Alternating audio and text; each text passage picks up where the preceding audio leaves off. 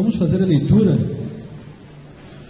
Salmos 99, versos de 1 a 9, está impresso no nosso boletim, também disposto no nosso data show. Vamos ler conforme orientado. O Senhor reina, tremam os povos, Ele está assentado entre os querubins, comova-se a terra.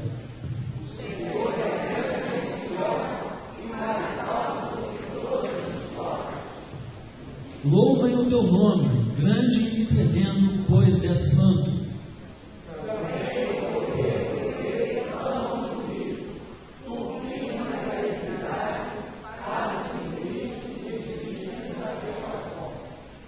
Exaltai ao Senhor nosso Deus e prostrai-vos diante do escabelo dos seus pés, pois é santo.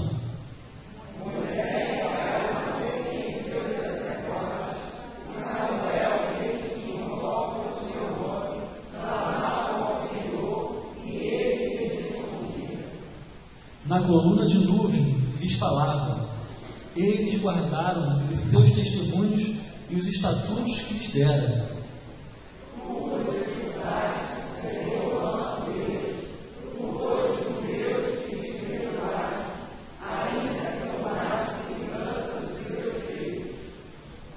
Exaltai ao Senhor nosso Deus e adorai no seu monte santo, pois o Senhor nosso Deus é santo. Convidado o Ministério de Louvor para estar aqui à frente.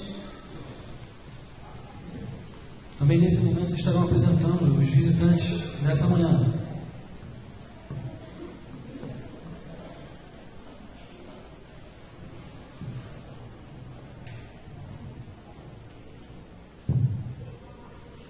Bom dia. É o dia que fez o Senhor, louvado seja o nome dele. Temos visitantes?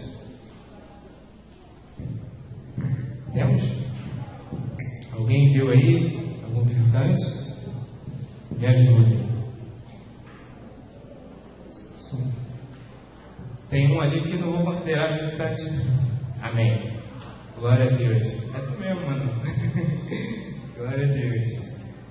Então, independente de termos conosco visitantes, ter o irmão conosco é muito bom.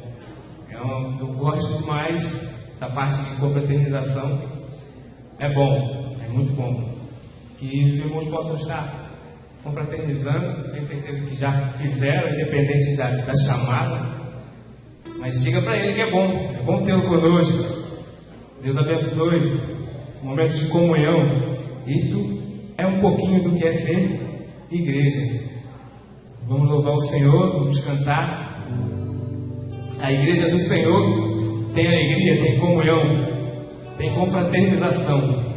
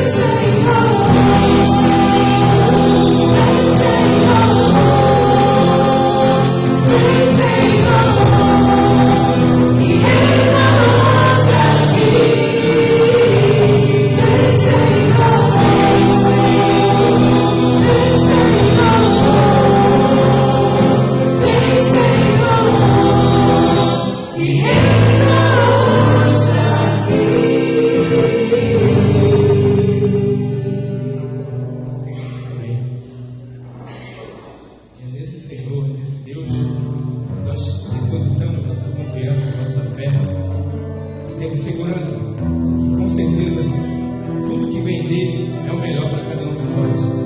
Possamos não somente cantar, mas viver plenamente essa confiança e a segurança que ele nos dá.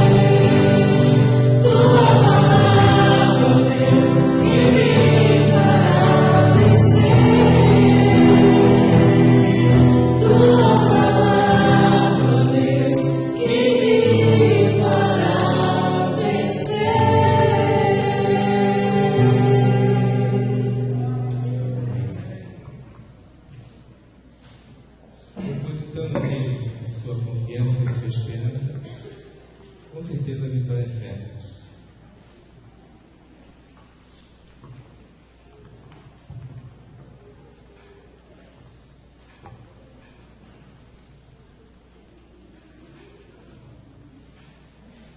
Bem, irmãos, vamos continuar e vamos passar ao nosso momento de dedicação de bens e vidas.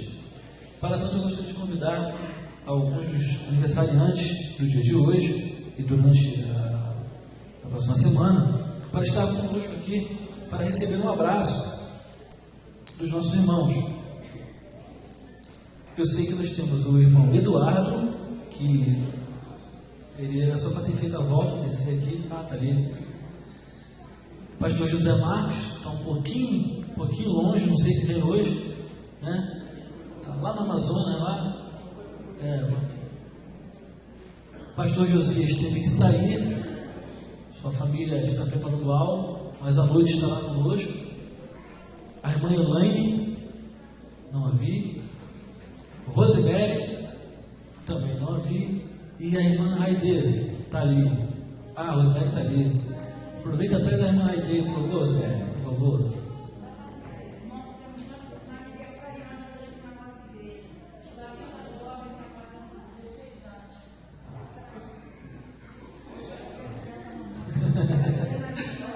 Vem para cá para receber um abraço.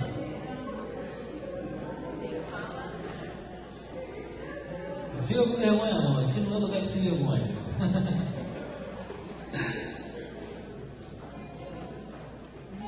Pronto.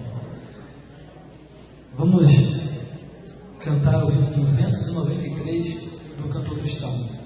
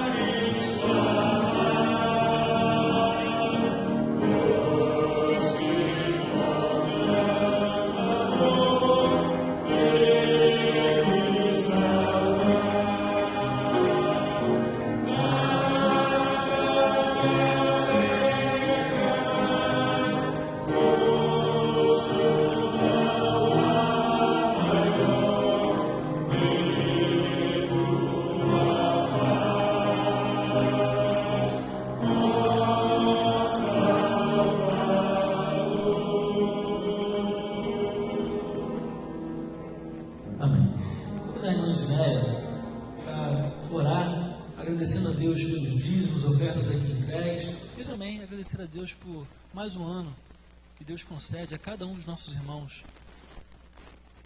E logo em seguida a irmã Dinéia permanece aqui conosco.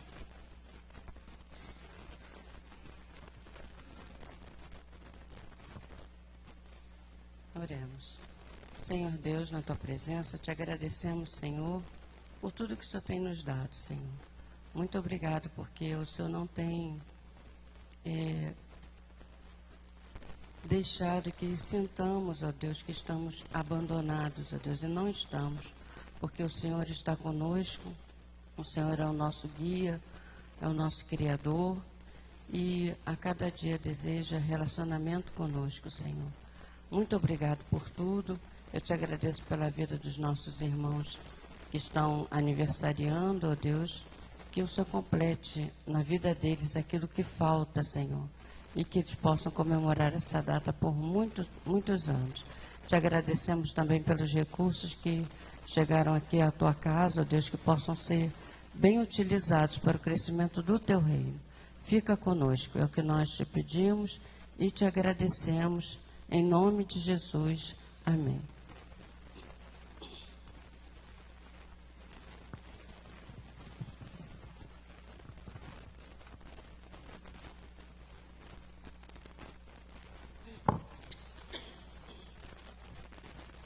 É muito bom sabermos que nós servimos a um Deus real.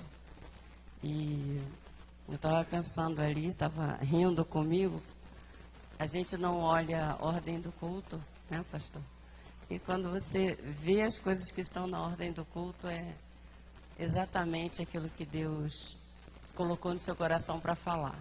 Então não tem como a gente duvidar, não tem como nos sentirmos sós, apesar de tantas coisas que nós temos passado, a cada dia só. Às vezes a gente prefere nem ligar a televisão, não sei se tem acontecido com vocês.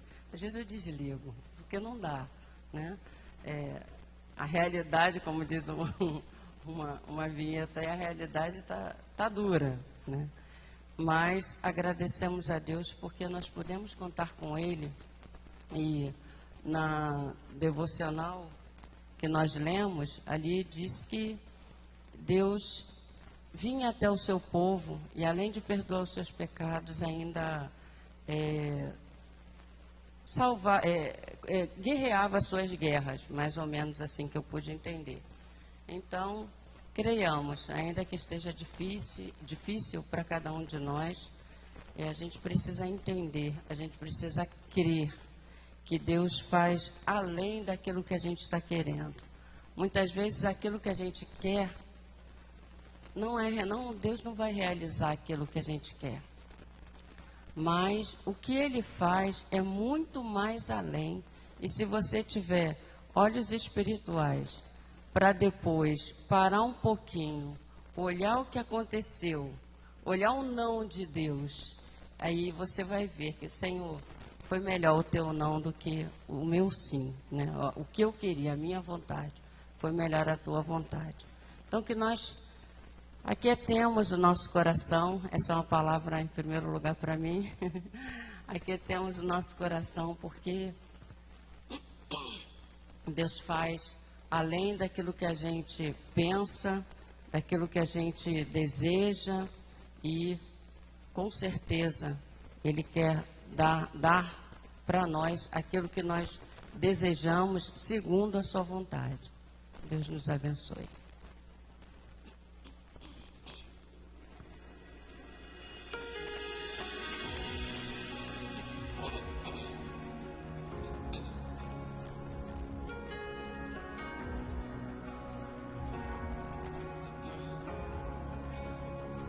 Quero entender os teus caminhos, quero viver tua vontade em mim, quero saber os teus propósitos para mim. Tu és o Deus da minha vida. Deus faz além, Deus faz além do que eu possa ver, do que eu possa fazer. Deus faz além, Deus faz além. Sei que Deus é capaz de fazer muito mais. Deus faz.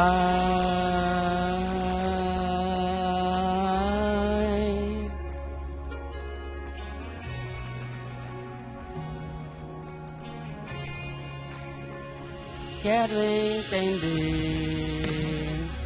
os teus caminhos, quero viver tua vontade em mim, quero saber os teus propósitos pra mim. Tu és o Deus da minha vida. Deus faz além, Deus faz além do que eu possa ver, do que eu possa fazer. Deus faz além, Deus faz além. Diz que Deus é capaz de fazer muito mais. Deus faz.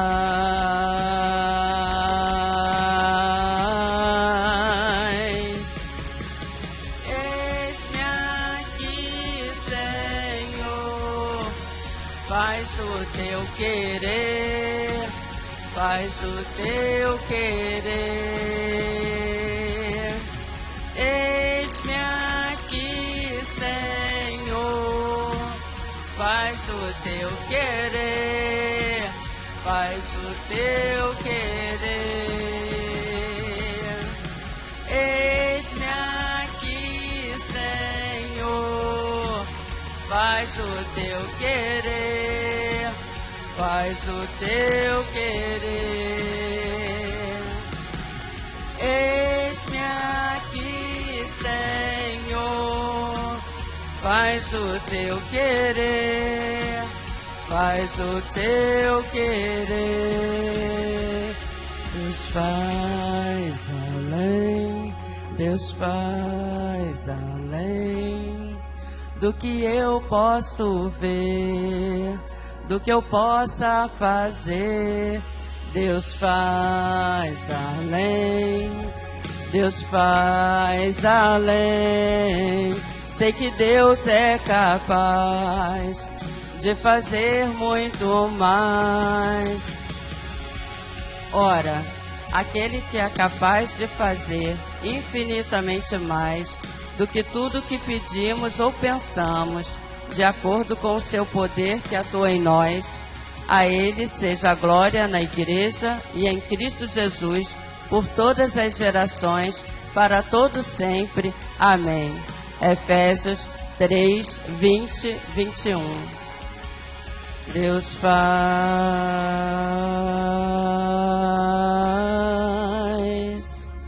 Deus faz,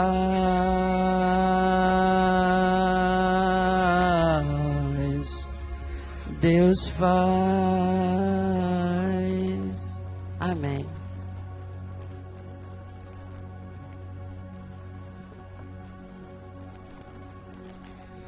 Deus continue abençoando a irmã. Queridos, eu passei direto aqui pelo IBJC em Ação. E a irmã Rosemary nos trouxe aqui que hoje às 17h30 estudo da MCA aqui na igreja, para todas as mulheres. Mais algum aviso? Não? Que bom. Pastor Reinaldo? Vamos orar.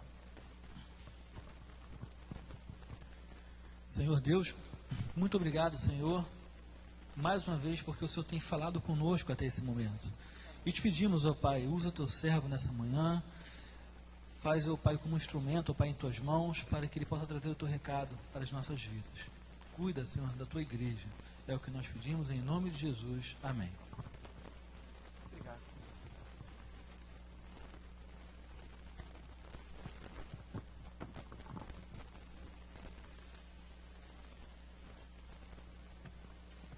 Pastor Josias pediu para que nós dessemos o recado aos irmãos, que ele não está aqui porque ele teve um compromisso com a família em virtude do aniversário dele. Então ele pediu que nós dessemos esse recado aos irmãos nessa manhã. Ele gostaria muito de participar do culto, mas não pôde fazê-lo. Vamos abrir a Bíblia e vamos ler Mateus capítulo 6, de 9 a 15. Mateus 6, de 9 a 15.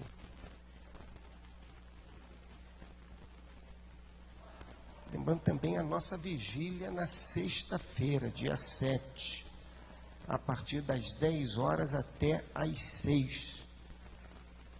Então, vigília de oração de 10 às 6 da manhã. Mateus capítulo 6, de 9 a 15, leitura alternada. Portanto, vós orareis assim: Pai nosso que estás nos céus, santificado seja o teu nome.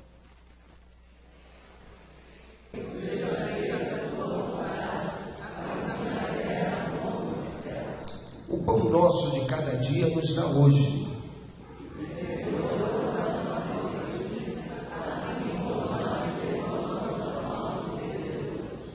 E não nos induzas à tentação, mas livra-nos do mal, porque teu é o reino e o poder e a glória para sempre. Amém.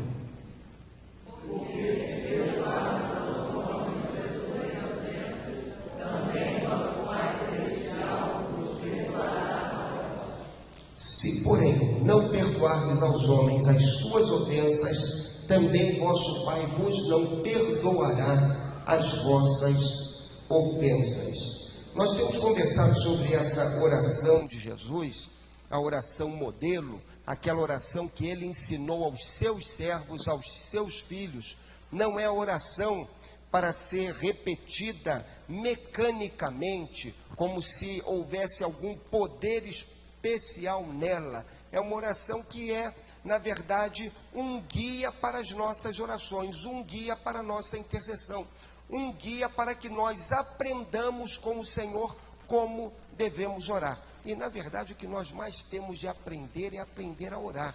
Como seria importante se todos nós soubéssemos orar, e como seria importante se orássemos como Jesus nos ensina. E nessa manhã eu quero pensar sobre aquelas últimas petições, as 4 últimas petições que Jesus coloca diante de nós.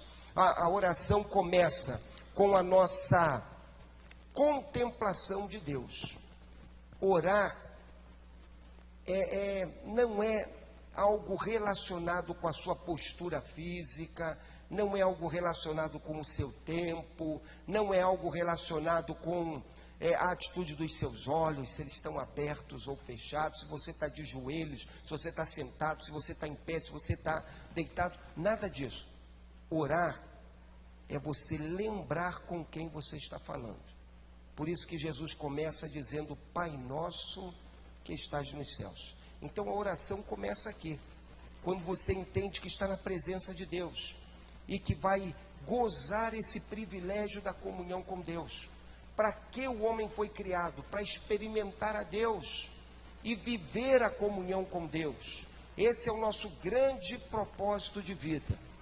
Uma segunda ideia então que Jesus nos dá, já que nós oramos, já que nós nos conscientizamos de com quem nós estamos tratando, nós devemos agora pensar em Deus e na sua glória.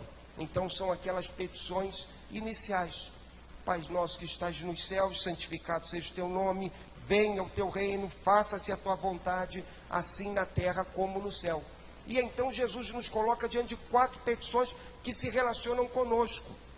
Ele fala assim: o pão nosso nos dá hoje, perdoa as nossas dívidas. Então ele diz: não nos deixes entrar, induzir, não nos induzas ou não nos deixes cair em tentação, livra-nos do mal. E é interessante que Jesus começa de uma maneira como nós geralmente não começamos. Quando nós vamos orar, a nossa primeira preocupação é com o nosso pecado, é com as nossas questões espirituais. Jesus não, Jesus começa com questões materiais bem simples. E Jesus faz isso, eu acho que é porque ele é mais sábio do que nós somos. E ele já aprendeu aquela lição que nossos antigos nos ensinavam, que o papai e mamãe nos ensinavam: saco vazio não fica em pé. Então não adianta. Se você está com necessidades não satisfeitas, essas necessidades vão ser tão grandes na sua mente, vão impressionar tanto o seu coração, que você não vai conseguir orar direito. Você vai estar ansioso, você vai estar inquieto. Então você tem de primeiro atender a necessidades que são básicas. Aí depois a gente trabalha as outras. É assim que Jesus faz. Por isso que quando ele nos ensina sobre a oração, pensando nas nossas petições, o primeiro pedido que ele coloca é esse: o pão nosso de cada dia nos dá hoje. E a ideia de pão é a ideia do alimento básico. Qual é o alimento básico da refeição do homem em toda a terra? É o pão. É sempre o pão. O pão simboliza isso, esse alimento básico. Vem Jesus, Jesus nos ensina a orar, pedindo a Deus que Ele nos dê o pão para hoje. Essa palavra que Jesus usa lá no original é uma palavra diferente. É uma palavra que, até ser usada por Jesus, não havia aparecido ainda no grego comum. Os pesquisadores pesquisaram e não descobriram essa palavra até esse momento. Ela só aparece aqui e em Lucas, e não aparece na literatura que é consultada até esse momento em que ela é pronunciada. Depois, é claro, ela vai aparecer em inúmeras literaturas. Mas essa palavra, ela nos deixa com uma dificuldade, porque as pessoas dizem assim: Jesus está orando por quê? Jesus está dizendo: Pai, dá-nos hoje o pão para amanhã, ou Jesus está dizendo: Pai, dá-nos hoje o pão para hoje? A maioria das nossas traduções segue essa ideia: o pão nosso de cada dia, dá-nos hoje. Mas existem outras traduções que dizem: o pão nosso dá-nos para amanhã. Dá-nos o pão para amanhã. E outras ainda falam assim: o pão para nossa subsistência, concede-nos. Qual é a ideia de Jesus? A ideia de Jesus, meu amado, e ela precisa ficar bem na nossa mente, é a ideia de que nós caminhemos em dependência de Deus. Que nós caminhemos entendendo que o Senhor é o nosso provedor, e só Ele. Então nós vamos orar: o pão nosso de cada dia, dá-nos hoje. A ideia de Jesus não é tanto se o pão é para hoje ou se o pão é para amanhã, mas a ideia é que eu tenha consciência de que o provedor da minha existência é o Senhor e ninguém mais, e que eu caminhe em fé com Ele a cada dia da minha vida. Eu gosto de olhar para essa petição pensando nos nossos costumes de oração. E eu identifico que as pessoas geralmente, elas têm dois horários que elas gostam de orar. Tem pessoas que gostam de orar de manhãzinha. Acordam com a mente muito viva, muito ativa. Eu queria ser assim, mas eu não consigo. De manhã, quando eu acordo, a minha mente está nublada, está embaralhada. Eu preciso fazer uma série de coisas até que a minha mente esteja pronta para que eu, de fato, possa produzir. Mas há irmãos que gostam de orar bem de manhãzinha. Então, quando eles acordam e eles oram, eles falam assim: Pai, dá-nos o pão para esse dia. Porque eles estão com a mente bem viva, e eles dizem assim: Senhor, nós dependemos de Ti para a provisão de todas as nossas necessidades. Outros irmãos não, outros irmãos gostam de orar de madrugada, 2 horas da manhã, 3 horas da manhã, 4 horas da manhã. Eu queria ser assim, mas eu não consigo também. Eu não consigo. Se eu orar 2 horas da manhã, eu vou orar até às 6, 7, vou acordar com os joelhos doendo, porque eu vou dormir ali de joelho onde eu estiver. Não adianta. Cada um de nós é diferente.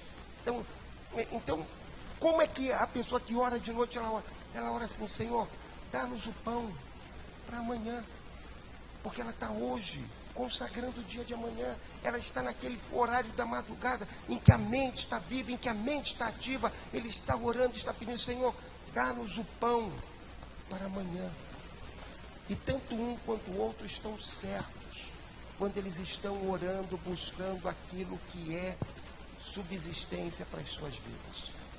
Nós temos de aprender essa lição. Não importa o horário que você ore, dependa de Deus para as suas necessidades. Dependa de Deus para a provisão da sua vida. Não lance a sua confiança naquilo que é irreal. Tem gente que confia no patrão, tem gente que confia no Estado, tem gente que confia na empresa, tem gente que confia na sua capacidade de negociar. Aí sabe o que acontece? O Estado entra em crise, o patrão te demite, você perde a saúde e aquilo que você tem de bens vai embora. Pastorei uma igreja que nós queríamos comprar um terreno. O povo juntava dinheiro na poupança para comprar aquele terreno. O povo já tinha um considerável valor para comprar aquele terreno. Aí eu conversava com os irmãos falavam assim: pastor, nós já temos tanto para comprar aquele terreno. Eu dizia: muito bom. Aí colocaram aquela tal de Dona Zélia, acho que era Zélia o nome dela, no comando da economia. E ela confiscou toda a poupança. E aí no domingo os irmãos chegaram na igreja assim, né? O pastor levou o nosso dinheiro, claro. Se a tua confiança está no homem, se a tua confiança está no meio bancário, você não tem esperança. Por isso que Jesus diz assim: nós temos de orar: Pai, dá-nos o pão de cada dia. Pai, a nossa confiança está no Senhor, não é em nenhum desses outros meios.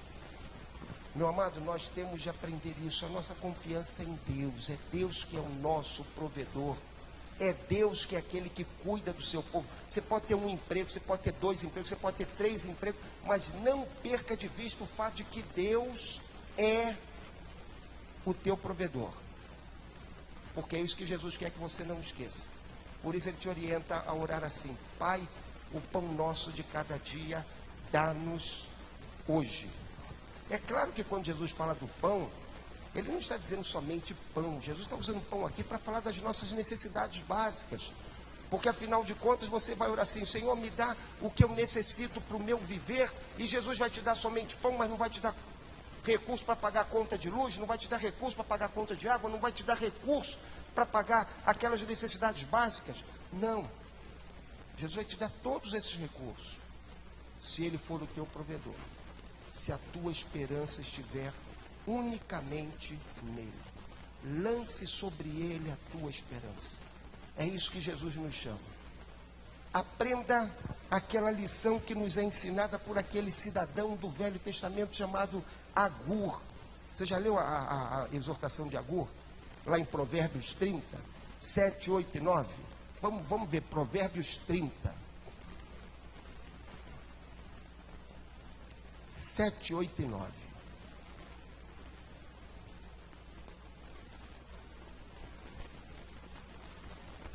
Vamos juntos? 2 coisas te pedir. Não mais negue antes que morra. Afasta de mim a vaidade e a palavra mentirosa. Só um intervalozinho. Vaidade não tem a ver com cosmético nem com beleza pessoal. A vaidade tem a ver com sentimentos vazios, com o vazio no coração. Vaidade tem a ver com orgulho, com arrogância. Afasta de mim a vaidade e a palavra mentirosa. Vamos continuar. Não me deis nem a pobreza, nem a riqueza. Mantém-me do pão da minha porção de costume. Olha o 9.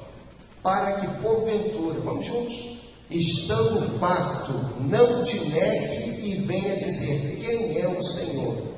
Ou que empobrecendo, não venha furtar e tome o nome de Deus em vão. Amado, Agur é muito sábio. Ele fala conosco: olha, peça a Deus para que Deus supra as tuas necessidades. Peça a Deus para que Deus te dê o básico para a sua vida. Peça a Deus para que Ele te dê aquilo que você precisa para o viver. E aí Paulo faz um link com isso lá em 1 Timóteo 6, de 6 a 8. Vamos ler juntos? 1 Timóteo 6, de 6 a 8.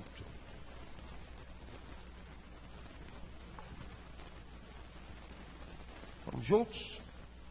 De fato, grande fonte de lucro é a piedade com contentamento, porque nada trouxemos para este mundo e manifesto é que nada podemos levar dele.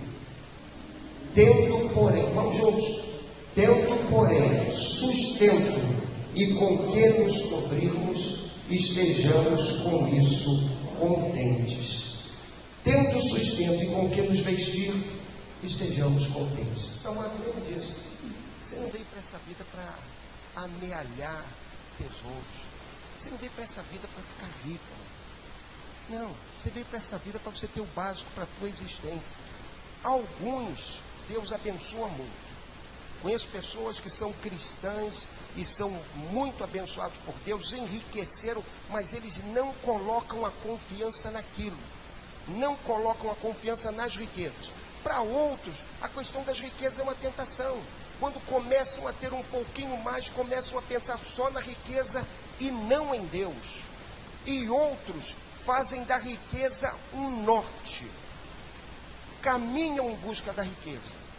E aí prejudicam a família, prejudicam os filhos, prejudicam a esposa, prejudicam a igreja, prejudicam tantas coisas. Não. Viva para ter da parte de Deus aquilo que é o seu sustento, aquilo que lhe dará alegria. Viva dessa maneira. Por isso, ore como Jesus falou: dá-nos o pão de hoje para hoje. Essa é a nossa vivência de fé. Senhor, me dá o pão para hoje. Eu não estou preocupado com o pão para daqui a uma semana, eu não estou preocupado com aquilo que virá lá no futuro, não. Estou preocupado com aqui, com agora. Porque eu quero caminhar em fé com Deus, eu quero seguir na pisada do Senhor e eu quero experimentar as bênçãos do Senhor sobre a minha vida. Faça isso. Tenha alegria e contentamento no Senhor. Regozije-se naquilo que Deus te deu. Mas não faça disso a razão de ser da sua vida. Porque a razão de ser da sua vida, da minha vida, tem de ser o Senhor. Pastor, então não posso prosperar? Você deve prosperar. Deve prosperar muito. Que Deus abençoe você prospere bastante. Mas que isso não seja o seu alvo de vida. Que o seu alvo de vida seja o Senhor. E viver para a vontade do Senhor. Uma palavrazinha só sobre aquele tirano de plástico que a gente tem. Eu me libertei desse tirano já tem muito tempo, né? Mas tem gente que pode viver com aquele tirano de plástico, aquele cartãozinho, porque aquele cartãozinho é uma benção. Você passa na maquininha, aí a pessoa fala assim, pode parcelar em 50 vezes, você parcela em 50 vezes, mas depois, aí você faz aquilo, depois o outro. Amado, tem gente que vive encrencado por causa desse negócio de cartão de crédito. Porque é uma parcelinha aqui assim, uma outrazinha assim, uma outrazinha assim, uma outrazinha assim. Só que de um passo em um passo, você chega lá em Jacarepaguá, onde eu moro. A mesma coisa do cartão de crédito. De 10 em 10 em 10 em 10, você chega em 1 milhão. E aí tem gente que paga mais de juro para a seguradora lá do cartão do que dá de oferta para a igreja. E algumas vezes a gente paga mais de juro e fica com alegria. A gente olha e diz, não, olha o que eu conquistei. Você não conquistou nada, você está perdendo. Você está pagando lá para o cidadão. Você está perdendo, está jogando fora. E aí você diz assim, Deus não me abençoa. Não, não é que Deus não te abençoe. É que você deixou de viver conforme o princípio da fé. Você deixou de viver caminhando ao lado do Senhor. Você deixou de depender do Senhor. Você fez do cartão de crédito, do dinheiro de plástico, o teu Deus. E por isso, você tem deixado de experimentar bênçãos extraordinárias do Senhor. Eu aprendi uma coisa. Quando a gente fica encrencado com o cartão de crédito, Deus algumas vezes é tão misericordioso que Ele nos ajuda a resolver o problema uma vez. Porque Ele quer que você naquela uma vez aprenda que aquilo é ruim. Lembra daquela expressão? Macaco velho não mete a mão na cambuca, né? Por quê? Porque ele metia para pegar a banana, quando ele tirava a banana, prendia a mão dele. Então ele já aprendeu o macete. Agora tem crente que não aprende o macete. Vai, paga, consegue, tira tudo, paga. Mas entra de novo na dívida. Aí renegocia tudo. Agora então é muito bom, que agora você renegocia tudo quase que imediatamente. Renegocia, só que você nunca sai daquela dívida. E aí você diz, Deus não me abençoe, não. É que você não está vivendo o princípio da fé. O princípio da fé diz assim, dá-me hoje o pão para hoje. Se você quiser agregar a esse princípio um outro princípio, agregue aquele princípio de Hudson Taylor. Agregue aquele princípio que foi adotado por George Miller, o homem que teve 50 mil orações atendidas. Esses dois homens diziam assim, tomaram para si, Romanos 13:8, que diz assim, a ninguém devais coisa alguma. Então eles diziam, nós não vamos viver devendo nada para ninguém. Por isso eles foram abençoados, porque a vida deles era uma vida em que a provisão de Deus era o mais importante na sua caminhada.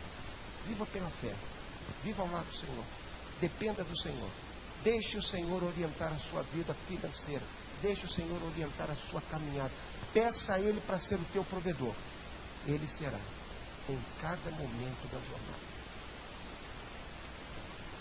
Ele será, e eu quero dizer para você o seguinte, se você pedir a Deus para ter o seu provedor da tua existência, se você for um crente fiel dizimista, meu Deus, você vai ver tantas coisas de Deus.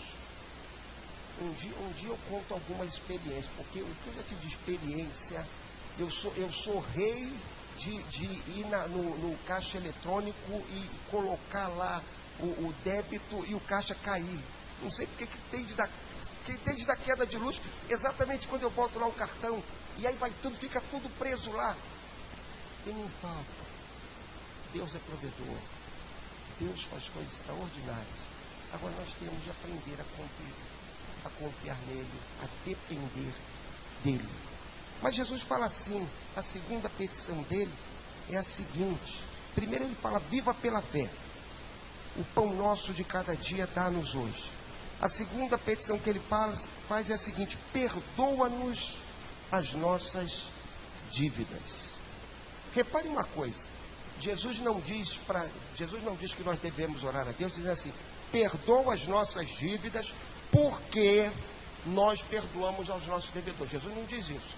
Jesus diz assim, perdoa as nossas vidas, assim como, olha, nós temos cultivado uma vida de perdão.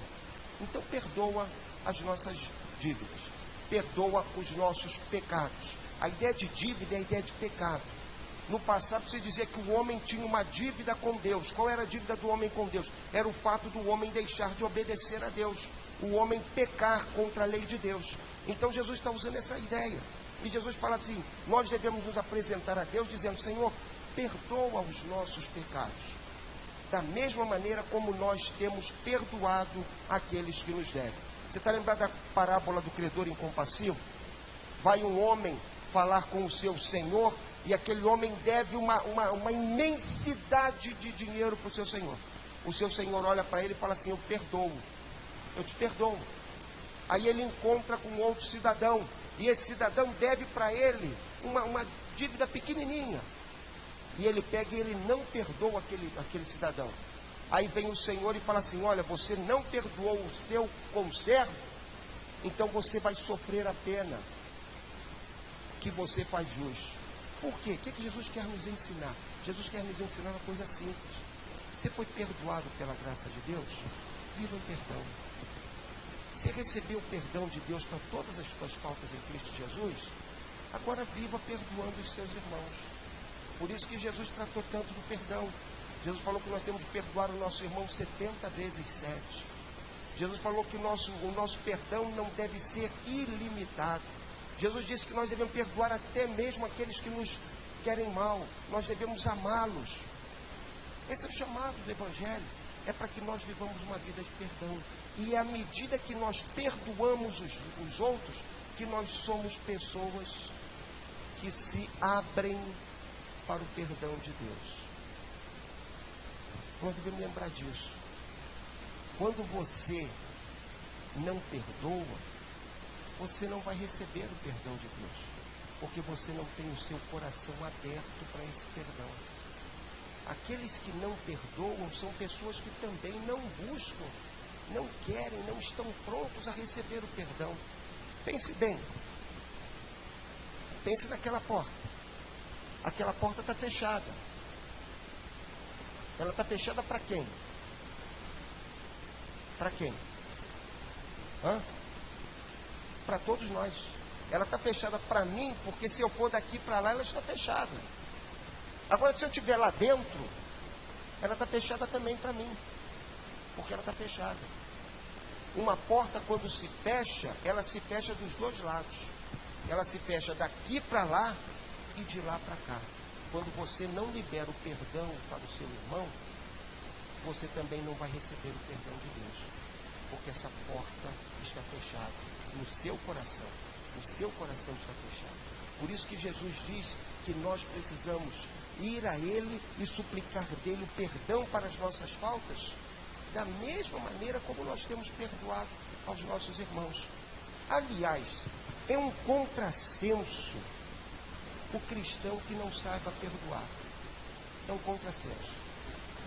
Não importa o que fizeram com você, podem ter te batido mais do que a minha tia batia naqueles bifes que ela fazia de peito dos meus primos.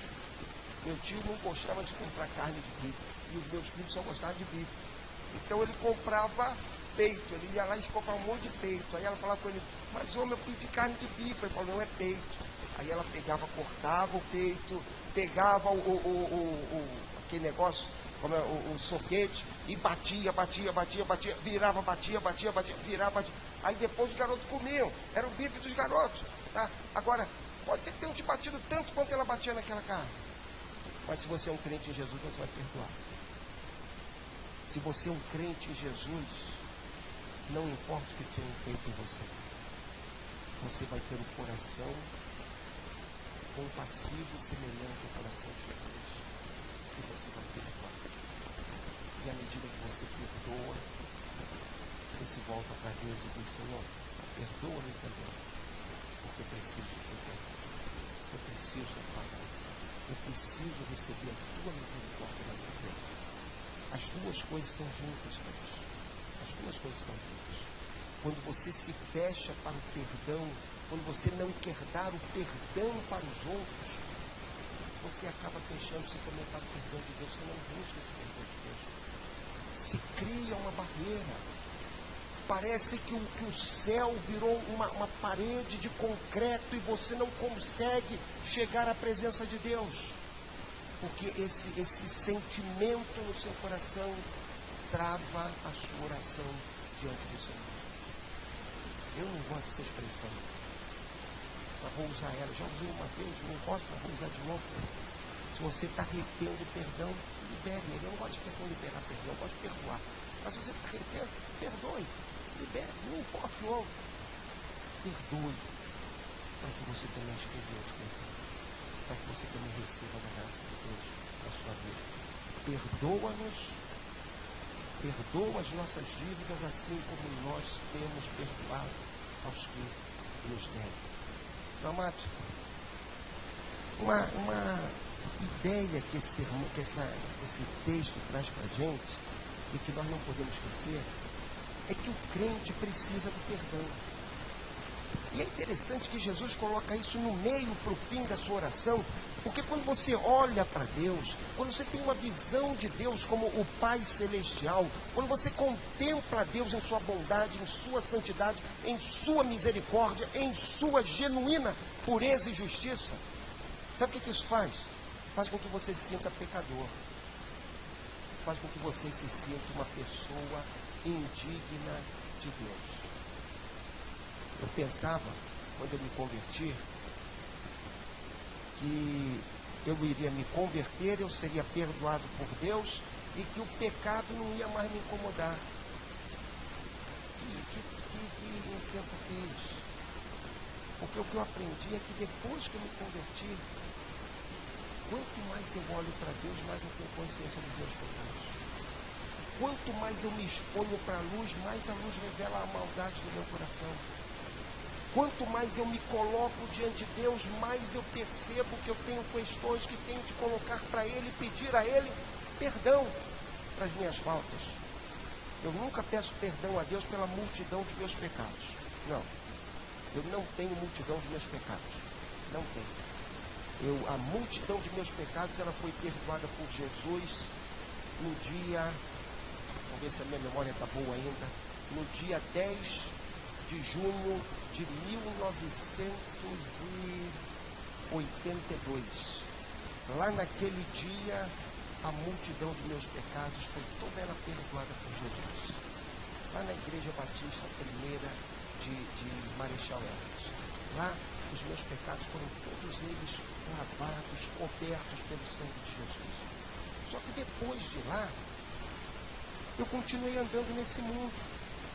E à medida que eu ando nesse mundo, eu cometo pecados. À medida que eu ando nesse mundo, eu faço aquilo que é inadequado.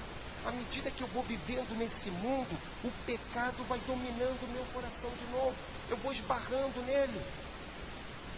Aí o que eu tenho de fazer? Eu tenho de ir ao Senhor e pedir a Ele perdão para as minhas faltas, perdão para os meus pecados. Você já leu aquela passagem? Eu sei que já leu, mas nós vamos ler de novo. De João capítulo 13.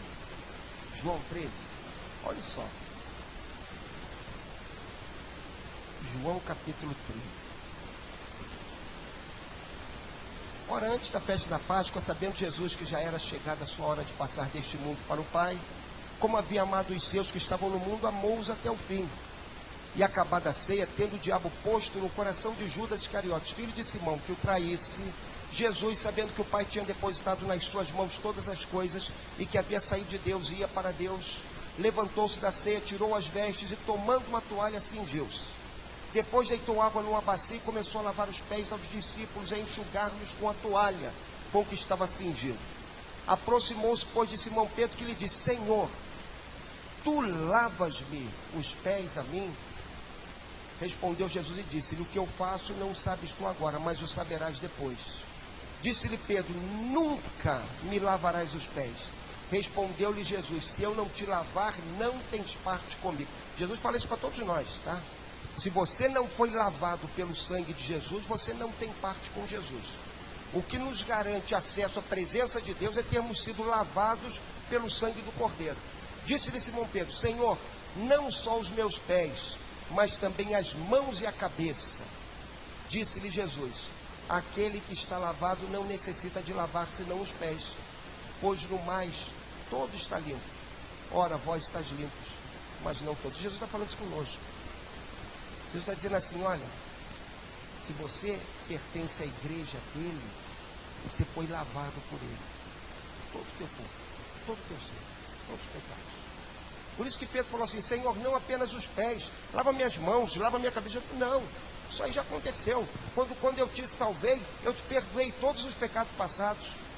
Agora eu quero lavar os teus pés, porque você continua andando nesse mundo, você continua vivendo nessa terra. Essas estradas empoeiradas têm sujado os teus pés.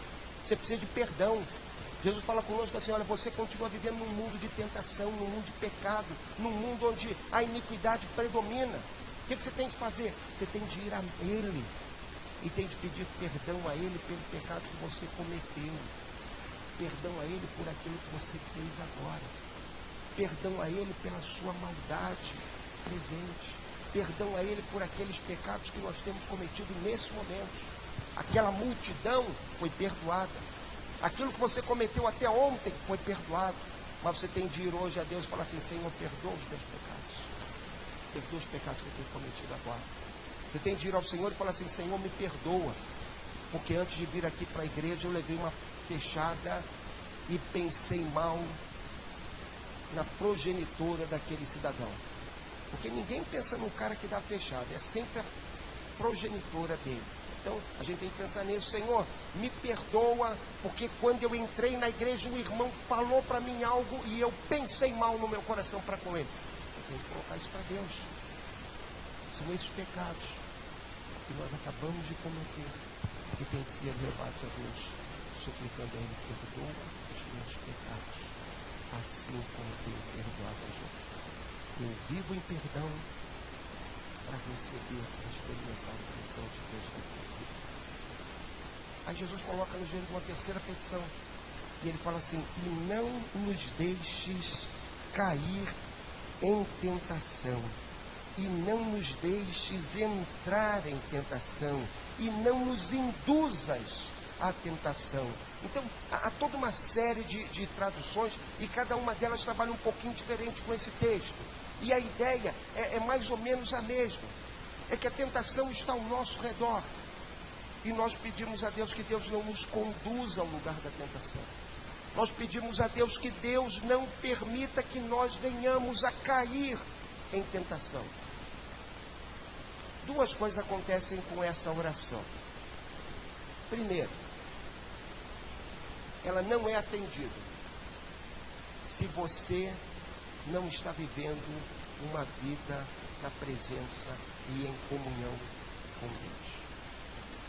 Depois, ele é atendido quando você está buscando a Deus e a sua face. Lembre disso. Lembra do que eu falei semana passada? A nossa oração é uma expressão de quem nós somos. Se você está de fato buscando a face de Deus, você vai orar assim: Senhor, não permita que a tentação me vença. E Deus vai te dar poder para você vencer a tentação. Agora, se você está vivendo uma vida longe de Deus, separada do Senhor, divorciada dos propósitos de Deus para a sua vida, você vai orar assim: Senhor,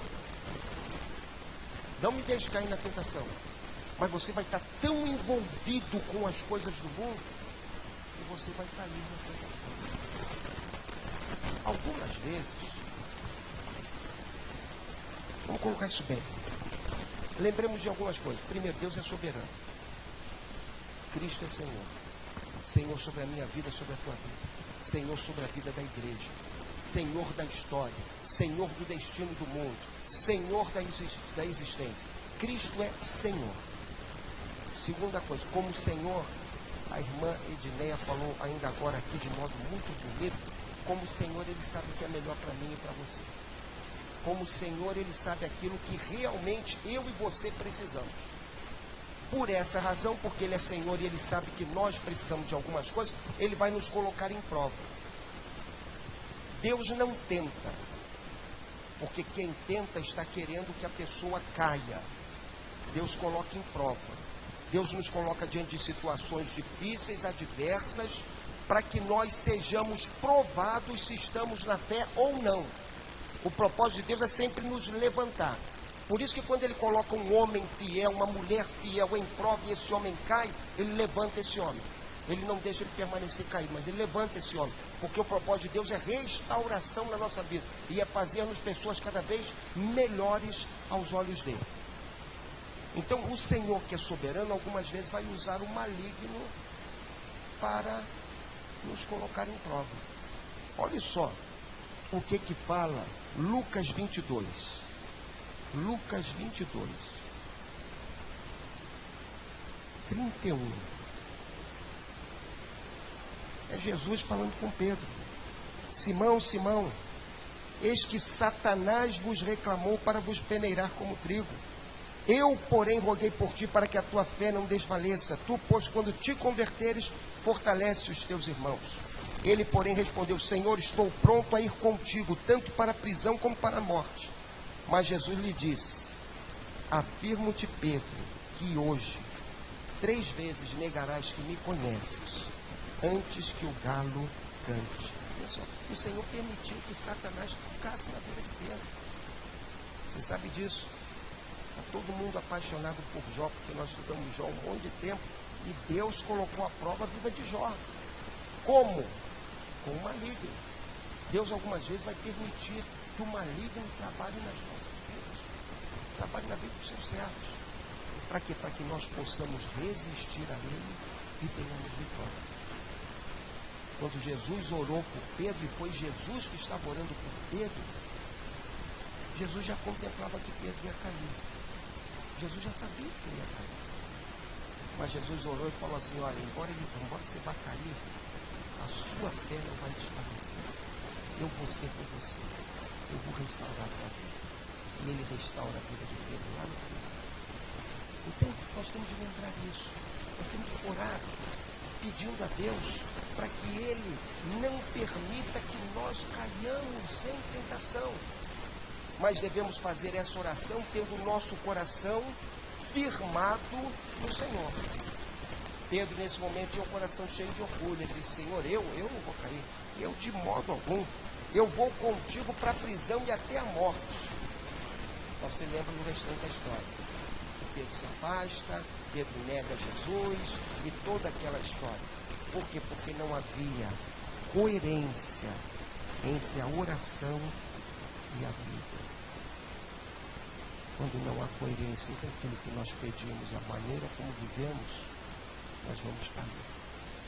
Agora, quando nós oramos: Senhor, não permita que eu caia em tentação, e oramos isso caminhando ao lado de Deus, de mãos dadas com o Senhor, contemplando Cristo e andando nas pisadas de Cristo, então nós somos vitoriosos sobre todas essas lutas, porque aí nós experimentamos o poder de Deus que nos dá vitória sobre toda tentação. Você já meditou naquilo que fala 2 Pedro 2,9? Olha só o que fala 2 Pedro 2,9.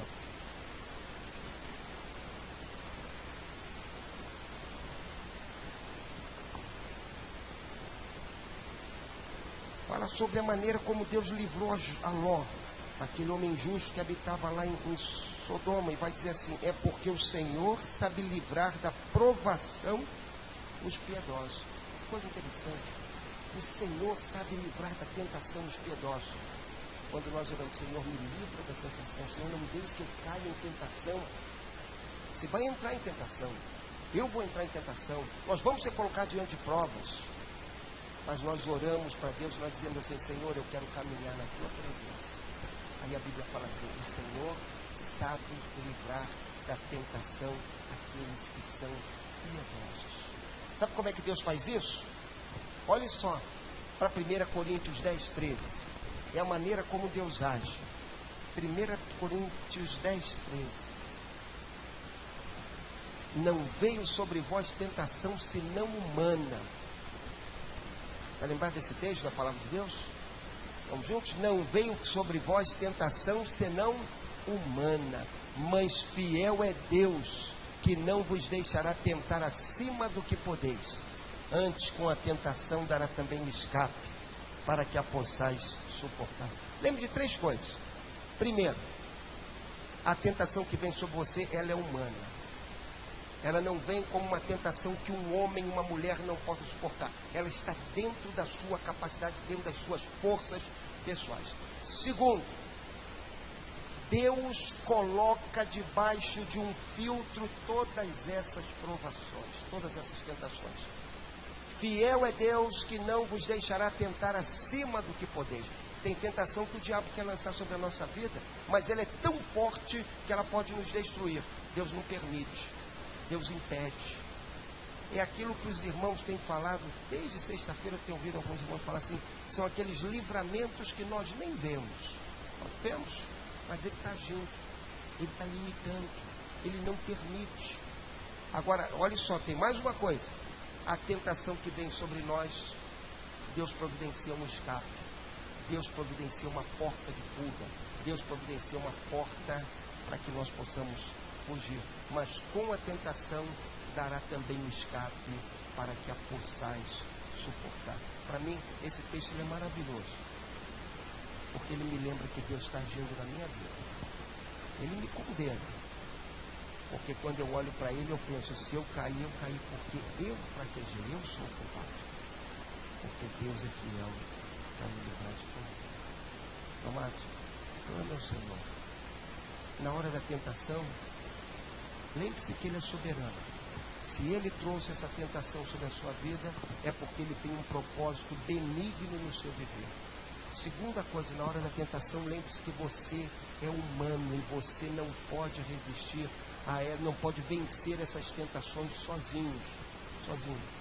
Sem mim, nada podeis fazer. Então volte-se para o Senhor. Terceira coisa, lance-se em fé em Deus, suplicando a Ele que Ele fortaleça o teu coração, que Ele te ajude, que Ele te capacite, para que você nele seja vitorioso sobre toda a tentação. A história que Deus quer escrever na nossa vida é uma história de vitória sobre a tentação, vitória sobre o pecado, sobre a iniquidade, sobre o mal, porque a tentação nos afasta dele, a tentação rompe a nossa comunhão com ele, e ele quer que nós vivamos em comunhão com ele. Então dependa dele. Por fim, Jesus fala assim: a nossa última petição deve ser: mas livra-nos do mal. Quero deixar com o irmão uma ideia que me ocorreu. O bem tem um rosto muito bonito. Tanto é que nós cantamos aquela música. Sempre que eu vejo, que eu leio a história de Cristo, né, a gente fica a pensar naquele rosto admirável. O bem tem o rosto de Deus. Agora o mal tem o rosto do maligno. O mal tem o rosto, a face negra de Satanás. Satanás está tentando o homem há milhares de anos. Ele é muito ardiloso e muito capaz naquilo que ele faz. Por isso nós, que queremos o bem da nossa vida espiritual, devemos continuamente orar pedindo: Senhor, livra-me do poder do maligno. Livra-me da ação de Satanás. Guarda-me, defende-me, protege-me de todo ataque do maligno. Livra-me também do mal que há no meu coração. Eu queria tanto poder dizer que o mal está sempre fora de nós, mas tem tanto do mal em nosso coração. Por isso que a Bíblia diz que, Paulo falando, quando eu faço o que é mal, não sou eu que faço, mas é o pecado que habita em mim. É o pecado que habita em nós, é o mal. E nós devemos orar pedindo a Deus: Senhor, livra-me do mal. Livra-me do poder do mal. Conversaram com uma jovenzinha, com 9 anos, 10 anos, e lhe fizeram a seguinte pergunta: o que você faria se Satanás batesse a porta da sua casa? O que você faria se o próprio diabo estivesse no seu portão batendo e pedindo para que você atendesse? Ela falou: eu chamaria Jesus para que ele abrisse a porta. Porque quando Jesus vem, o maligno vai embora. Quando Jesus vem, o mal foge de nós. Amados, por isso que nós temos de orar e pedir: Senhor, livra-me do mal, livra-me do poder do maligno. Lembremos aquilo que Jesus falou: vigiai e orai para que não entreis em tentação. Nós temos de vigiar e orar para que vivamos uma vida vitoriosa sobre o mal, sobre o maligno, sobre Satanás. Deixe com o irmão a maneira como Jesus encerra esse sermão, essa orientação. Ele diz assim: porque teu é o reino, o poder e a glória para sempre. Amém. Lembre disso. Quando nós começamos a orar, nós contemplamos a face do Senhor e nós dizemos: estamos orando ao Pai que está no céu. Quando nós terminamos a nossa oração, nós devemos louvá-lo, dizendo: teu, Senhor, é a glória, é o louvor, é a honra para todos sempre. Lembre-se que a sua vida foi feita para que você glorifique a Deus. Lembre-se que a sua vida deve ser continuamente uma oração de louvor a Deus. Lembre-se que tudo aquilo que Deus te dá, Ele te dá para que você possa, através dessas dádivas e bênçãos, glorificar o nome do Senhor. Você já leu aquele texto de Apocalipse 4, de 9 a 11? Vamos ler juntos? E aí eu encerro a minha palavra. Vamos ler juntos Apocalipse 4, de 9 a 11. E quando os animais davam glória e honra e ações de graças ao que estava sentado sobre o trono, ao que vive para todo sempre, os 24 anciãos prostravam-se diante do que estava sentado sobre o trono e adoravam o que vive para todo sempre, e lançavam as suas coroas diante do trono, dizendo: digno és, Senhor, de receber glória e honra e poder, porque tu criaste todas as coisas, e por tua vontade são e foram criadas. Não, mas se você olhar na Bíblia tem um monte de tribunais, e os estudiosos tentam explicar o que significa cada um desse tribunal. E na Bíblia tem um monte de coroas: coroa da justiça, imarcessível coroa de glória, todas essas. E nós ficamos pensando nessa coroa como dádivas que nós vamos usufruir para nós em toda a eternidade. Aí você lê esse texto, e esse texto fala assim: os 24 anciãos tomaram as suas coroas, aquelas coroas que Deus lhes deu. Eles tiraram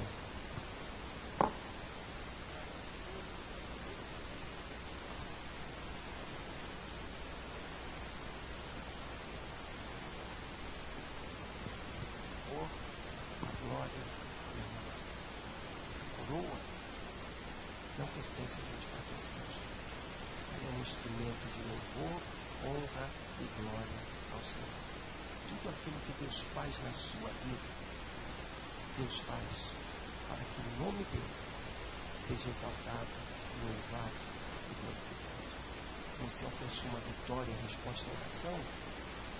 Louve o nome de Deus. Você está sendo fortalecido em meio às lutas e provações? Louve o nome de Deus. Você está experimentando perdão de pecados da parte do Senhor? Louve ao nome de Deus. E que você possa em todas as coisas e em todas as suas orações dizer: porque tua, Senhor, é o louvor, a honra e a glória. E que esses sentimentos perdurem para todo sempre em meu coração. Porque é quando esse sentimento de admiração, de encantamento, de louvor em Deus habita em nosso coração, que nós realmente passamos a compreender o que é a salvação de Deus para as nossas vidas. Que Deus nos abençoe. Uma oração silenciosa e encerramos o culto dessa manhã.